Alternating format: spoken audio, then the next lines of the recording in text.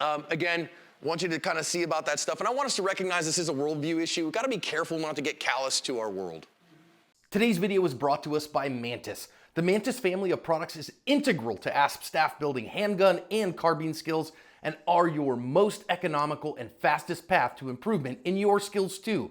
Whether you choose the X10, the Laser Academy, the Blackbeard, or use them all in concert, they will help your practice be more effective, efficient, and fun. Go check them out, pick up a unit, and thank them for sponsoring today's video. I want to be really careful here, okay? Not to let our defensive training distract us from our mission. What's our mission? Come on, guys. There, see, thank you. So what is your mission? You have been sent out on mission. That is what it means to have mission. You've been commissioned. What is the commission you've been given? Go ye therefore and make disciples of the whole world, baptizing them in the name of the Father, Son, and Holy Spirit, teaching them to obey everything I've commanded you, right? Our mission is to go and make disciples.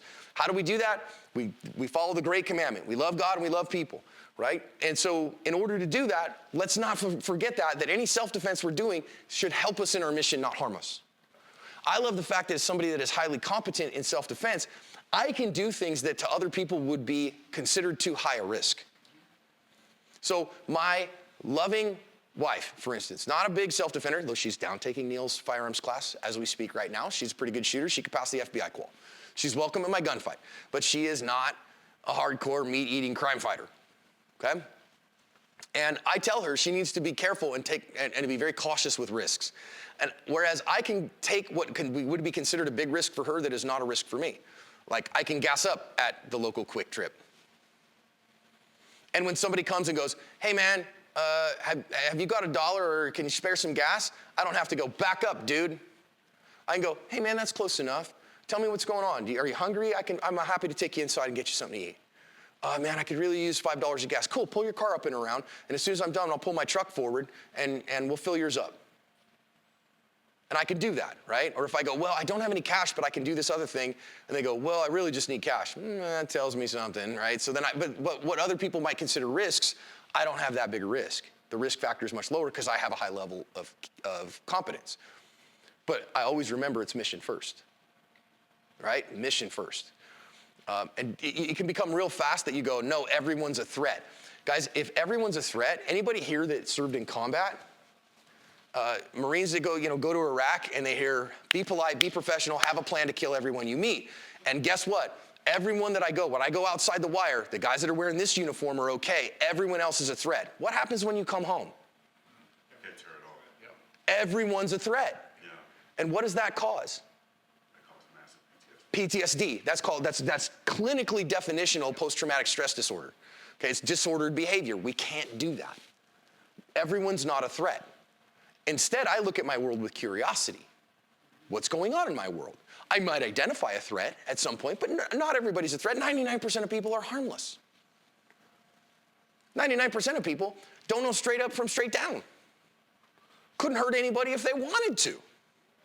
The 1% that is a problem, that is potentially capable of violence, at least 3/4 of them, when I'm paying attention and look competent and capable, go, no thanks, man. I'll wait for someone else. And the other 1/4% might make a bad decision today. Hopefully not. I hope I get through my whole life and don't ever have to use my gun. Okay? So, mindset must be to have safety margins to go into the world and take risks that others cannot.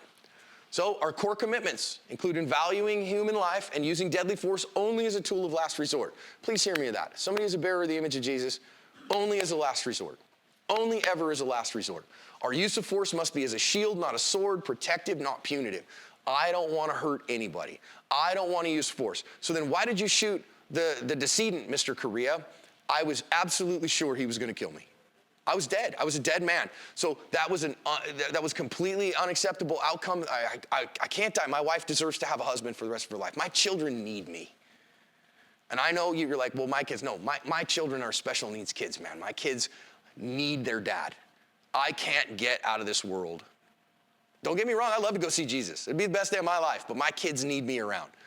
So I couldn't, he was gonna kill me. I was absolutely sure I was gonna die. I had no other choice. And if I have to play that before a jury, I'll take my chance. If I have to go to prison for that, okay, now if that's truly the last resort and truly the only choice that you had, you're almost certainly not gonna go to jail. You're almost certainly not gonna worry about that. I can tell you all the ones that I get hired, they had better choices. You never call the expert witness on easy cases. The expert witness never shows up when you're like, John, this is cut and dried, and I'd like you to agree with my cut and dried decision making. There's no reason to call me. John, I've got an odd one for you. Of course you do. You never call for the easy one. No. Let's see, I had a case. My latest case that just finished trial was a guy who ran over a dude chasing him on a motorcycle, showing him a gun. But he was on the phone with 911 and was driving towards the police station and then said to the 911 operator, fuck it, this ends now, I'm going back. Turned the car around, ran the guy over with his car, caught him some murder charges. He's currently doing 7 years for voluntary manslaughter. Okay? The one before that, the trial before that, clear-cut use of self-defense. Two guys broke and entered into his shop, his weed shop in Ann Arbor, Michigan. And breaking and entering in Michigan is cause for the use of deadly force. Somebody in the current commission of breaking and entering grabs his .300 blackout AR pistol, goes running out to his shop, middle of the night, 3 o'clock in the morning, sees the first guy, busts into the door, the guy runs off, chases him out there, sees the guy running off down the street, says, I could have shot that guy, but he was running away, I didn't need to. Then he turned around the other way, guy's crouched 10 feet away from him in the shadows. He said, that guy was gonna kill me dead. I was dead, he got me, he was dead to rights, I was a dead man. So he literally just rips up like this and shoots six shots at the guy, kills him dead right there. Okay, DRT. Totally justified use of deadly force. Then he runs off to see who else is in the house and in the shop. There's nobody else around. He spends about 10 minutes doing that, goes and checks on his daughters, realizes they're stealing all his weed. He's a weed farmer. And so he has to get it loaded back into his freezer. That takes him about 20 minutes to do. In that 20 minutes, the soup in his brain, all the adrenalized cortisol injected state, he realizes, every time I call the cops here because I'm a weed farmer, they hate me and they fuck with me. And they do nothing but bad for me. And guess what? That dead guy's not calling the cops. That guy's not calling the cops. I'm not calling them either. But what's the problem? He has a dead body in his yard. So what does he do? He gets his front bucket and scoops the body up and puts it on his wood pile and pours a bunch of diesel on it and lights it on fire. And that's how you snatch defeat from the jaws of victory. Bad day, okay? We tried to convince the jury. So it's currently on appeal because he did that, the judge wouldn't even let him claim self-defense in the shooting. Because in the judge's opinion and in the judge's mind and what the judge ruled was, that shows mens rea, that shows an evil intent. He knew he was in trouble. He knew that it was wrong, and so he can't claim self-defense in the act. We tried to convince the judge otherwise. The judge said no. So that's on appeal right now. And I am almost certain that appeal is going to be granted, but he's been sitting in prison for 15 months waiting. Problem, right?